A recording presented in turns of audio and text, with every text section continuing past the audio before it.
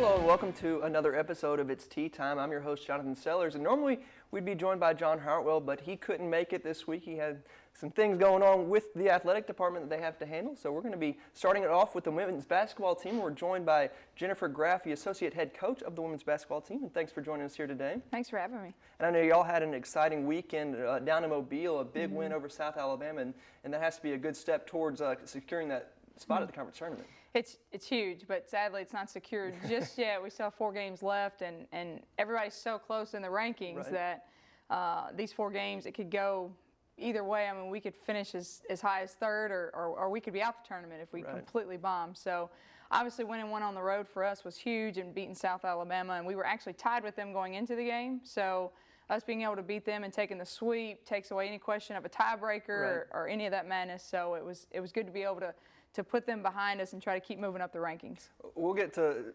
Joanna Harden a little later on, but she had another great game. But some other players stood out. You had Renita Garrett with another double-double, and she's kind of really come on as of late.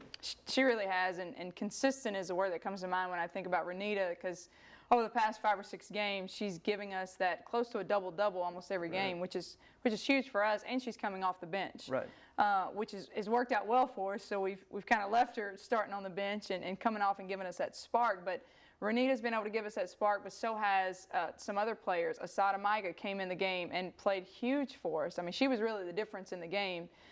You know, a kid that comes in and is a great defensive player, but she ends up giving us 10 points in the ball game and kind of put us over the hump.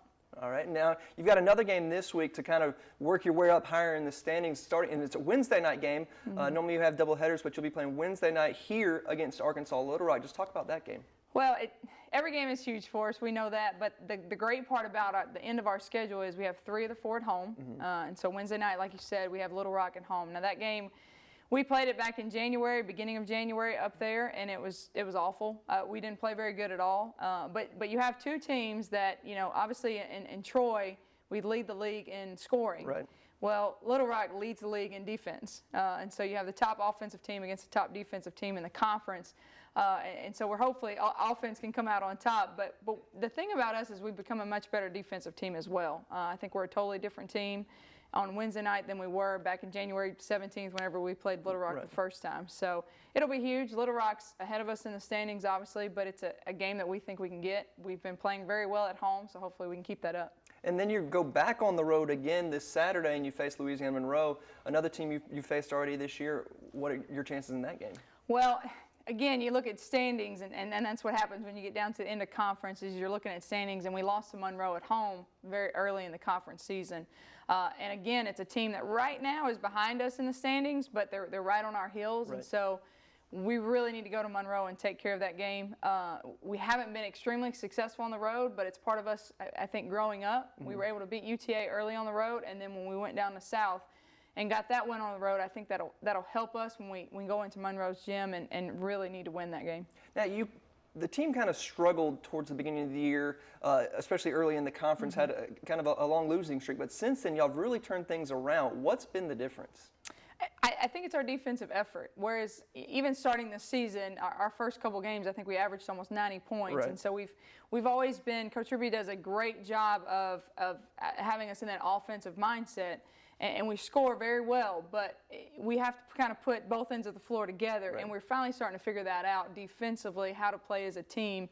And that, to me, has been the difference. We've been able to hold people to closer to their average as opposed to them, you know, having a stellar night against us on the offensive end. Well, you said the team is known for its scoring, and one of those people is Joanna Harden. And not only did she broke the single-season scoring record, she's probably going to shatter it with probably 5 or 6 games left in the schedule. Just talk about her this season and what she's done. And she's also been named as a finalist now to the Nancy Lieberman Award watch list. She has. And for those of you who don't know what the Nancy Lieberman Award is, it's given to the top point guard in Division I women's basketball, which is one of the finalists. She's one of the top 22 in the nation. Obviously, she's number 4 in the nation in scoring, so she does a fabulous job for us. And on top of that, has a very high shooting percentage. It's not like she's shooting 40 shots a game and only making 10 of them. I mean, she shoots close to 40-45% a game, which is very good for her in a guard position. But Jo does so much for us. And she's one where I talk about where she's an offensive player for us, but she's doing a much better job defensively as well. And so I think that's one of the reasons she was able to become one of those finalists for the Nancy Lieberman Award. And all the records that she's broken here at Troy has just been fabulous. I mean, just against South, breaking the single-season scoring record. And like you said, hopefully we have 5, 6, 7, 8 games left on our schedule so that she would really shatter that. But she's a phenomenal player. She's very fun to watch. And what's been the difference between her last year and this year? Well, toward the end of last year, you really started seeing that Joanna Harden that we know now. But at the beginning of the year, it was funny. We kind of went back and looked at some statistics and box scores at the beginning of our last season.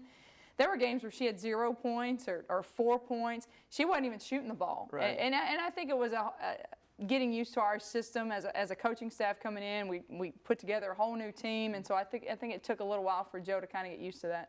Well, I know y'all got a lot to look forward to this week. Wednesday night, this time, at home, Trojan Arena, and that's going to be a 7 o'clock tip against Arkansas Little Rock. Well, good luck for that one, and Saturday at Louisiana Monroe. Thank you. All right, and stay tuned for more coming up on It's Tea Time. Welcome back to It's Tea Time, and joining us now is Ben Fletcher of the men's basketball team. Talk a little bit about their last weekend, what's coming up for them. And Ben, last weekend, you hit the road to South Alabama, and you struggled in the first half, and you came back with a vengeance in the second half, but couldn't quite overcome that deficit in the first half. But just talk about that game overall. Right. Most people will look at that game because you'll look at South Alabama's record and you go, well, how did y'all lose that game? Well, what a lot of people don't realize is South Alabama, like I said earlier, they returned the player of the year in the league, which was Augustine Rubik, who's really good. And a host of other players that were on a team that finished second in the league last year. So we knew that this team was capable of doing something special. And just our luck, we caught them on a night where they were making shots, which really made it difficult to guard. But hats off to our guys. They came out in the second half and fought and got back into the game. At one point they got down 26, but were able to cut the lead to 6 twice. So we had our chances to cut back into the lead, but they made some plays down the stretch to win the game. Well, and it's all coming down to crunch time now. That loss put you into a tie for 8th place in the conference standings. You got 4 games left. And you're playing some of the teams that are right there with you in the conference standings coming up, and it all starts Thursday night with Arkansas Little Rock here at home. What about that game? Right. Arkansas Little Rock is a team that's been struggling lately. But got off to a great start in the league. But I think they've lost 5 or 6 straight games here lately due to the fact that they lost, they've had an injury to one of their best players in Will Neighbor. Not sure if he's going to play against us or not. But, the way our guys feel about it, we played probably our best basketball game against them on the road at Arkansas Little Rock early in the year. Arkansas State, we shot the ball well. Tevin was 7 for 9 from the three-point line. You don't see that much in college basketball. You can't expect that. But the game at Little Rock, I thought we executed both offensively and defensively, which gave us a chance to win that game on the road. Now, do you think they were going to be playing you any differently this time, considering what happened to them last time, or are you going to have to change things up against them? Well, I think in 2 instances that could happen. If their big guy, Will Neighbor, doesn't play, it may force them to play a smaller lineup. And a lot of teams have been guarding us that way here lately with a smaller lineup because we pose so many problems for bigger teams. So that could happen. And if so, I think we've done a good job at making adjustments and being prepared for that. And then you go back on the road this weekend. You go to Louisiana Monroe, another tough team in the Sun Belt, where pretty much right now everybody's a tough team because you're all fighting for those last few spots in the conference standings. But what about the Warhawks? Warhawks, they've been playing some good basketball here lately too. Very, very improved team from last year. They've always played teams close, and I think last year their only problem was they didn't have a lot of depth. Well, with their signing class from last year, they've definitely added depth. They lost a key guy who was a starter for them last year, and he was a starter this year for them. But Olateo, he hurt himself. Unfortunately, he's out for the year. You hate to see those type of injuries, but they're a team that you have to go on the road and play well. They're in the mix right there too. They're in a situation where if they don't win a couple, win one here and there, and we happen to win a couple, we can be tied with them. You know, we got ourselves in a position where if we take care of business, we can give ourselves a shot at getting into the tournament. So what's kind of the mindset of the team, and what, as coaches, are y'all telling the players right now with these Final Four games wrapping up and the conference tournament just right down the road? Well, you try not to get caught up into that because it forces you to play with pressure on you, and that's the last thing we want to do is put pressure on the guys. But we've come out with the same mentality we've had all year, and that's to get better one game at a time, one day at a time. So our most important thing now is to play Arkansas Little Rock, not to play for the tournament. Coach Maesters used to say it all the time, it's so important to play that game and to be in that moment rather than playing for something which sometimes, alters your thinking and your thought process. So we're just going to take it day by day, and we're going to get prepared for Arkansas Little Rock like we've done all year. But on the other hand, too, these seniors have to realize it's only 4 regular season games, left in their careers. And they, if they want to make a move, they have to get something done here. Well, it all starts Thursday night, and it's going to be at Trojan Arena. It'll be starting at 7 o'clock, and there won't be a doubleheader this time, so the men have the spotlight to themselves. So 7 o'clock in Trojan Arena. We do. We're hoping the fans come out like they did against Georgia State. Right. That game was awesome because it gave you that old feel of the old Trojan Arena, Sartain Hall. Just the atmosphere was great. The students did a great job, man. And I think I really and truly believe that they had something to do with us winning that game. I agree. It was a great experience, and hopefully they can continue and keep that going. Thank you. All right, Ben. Thank you. No problem. All right, and stay tuned for more coming up on It's Tea Time. Welcome back to our final look at Troy sports, and we're going to take a look at the Troy softball team with the assistant coach, and that's Sharon O'Mary. And Coach, thanks for joining us this week. Welcome. And y'all had a long weekend, a trip down to Florida, to the University of Florida, and took on several teams in another tournament and had another tie, which you never really see, but we'll get to that in a second. But just talk about your weekend overall. Well, it was a sort of a good weekend of a lot of improvement, but we're certainly not sort of where we thought we would be. I think that as a team, we're still coming together. We have five of our regular starters and new players, and I think that they're just starting to really get the feel of the game, the speed of the game. Right. But we certainly saw some great improvement. We started out on Friday and played through Sunday. We played University of Florida, who was number 1 in the nation, and we had a 3-0 result against them, which actually, take out an error, was actually a 1-0 result. Wow. And I think the positive from that was the attitude of the girls, and they competed so well against them, and we were very proud of that. In saying that, we need them to take that intensity and that mindset into every game, and I think that we would have had some better results against some other teams. We beat Coastal Carolina. That was a good result for us. Tough battle against Georgia Southern. We were up by 4-0 and just sort of threw that one away, unfortunately. But, it was a good learning weekend. I think the attitude of the girls is improving all the time. I think that their comfort level with each other has definitely improved. And I think as we move through into our weekend now and our remaining schedule before we hit conference, I think that when you look at who we've played 3 top 25 teams. Right. We've played very well against them, but then we tend to not bring that same intensity and mindset with some others.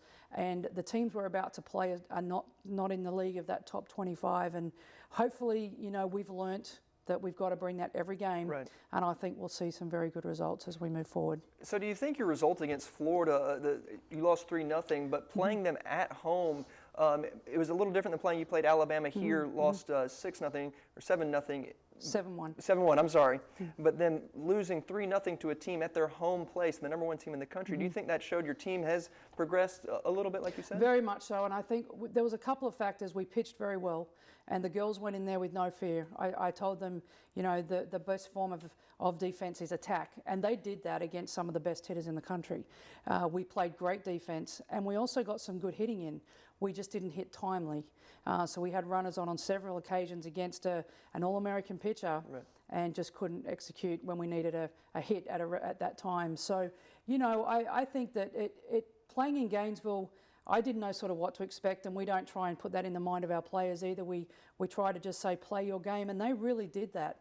And I think that was evident in the score. And, you know, their talent really shone through, but also their ability just to believe in themselves. It was really good to see, you know, because Gainesville can be a bit of a, you know, a tough place to play. Their fans can tend to get on the umpires a little, and, you know, we didn't necessarily always get the right call, but that's not an excuse. I think that our players, there was certainly a lot of great belief there, and as I said, that all stems well as we move forward. And I know you also don't want to use weather as an excuse, but I know Friday y'all got delayed with you're supposed to start earlier.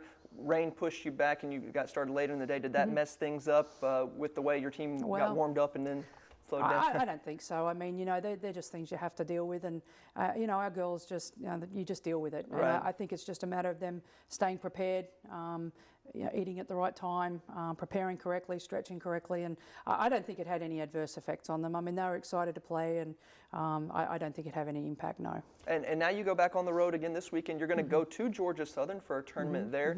Just give you a preview of that one. Sure. We play Middle Tennessee, who was obviously an old Sunbelt foe, Tennessee State, and we then play Georgia Southern as well, who'll join the Sunbelt next year. So I know, you know, pretty much those three teams quite well, particularly Middle and Georgia Southern. And but you know, every game's going to be tough. We have to bring our A game, and I think if we do that, we're going to have a very good weekend. I think we're due for a turnaround in W's. I know that our win-loss record now is not reflective of the way we've played. We just have to execute a little bit better, and I think against these three teams, we have 5 games over the weekend. I think you're going to see some better results from us, and hopefully a few more wins in that column. Now, how will your schedule play out? Will it be 2 again on Friday, 2 on Saturday, then 1 on Sunday? 2-2-1. Yes, that's generally the way we work it. So, you know, we'll be prepared to go out there on Friday, play 2 games, and back up again Saturday, and then 1 Sunday. So, but 1 game at a time. Right. And as I said, hopefully we'll get back to Troy with numerous wins in our column. All right, Coach. Well, good luck to you, and hopefully we'll be talking about those wins next week. Absolutely. Thank you. All right, and join us again next week for more on It's Tea Time.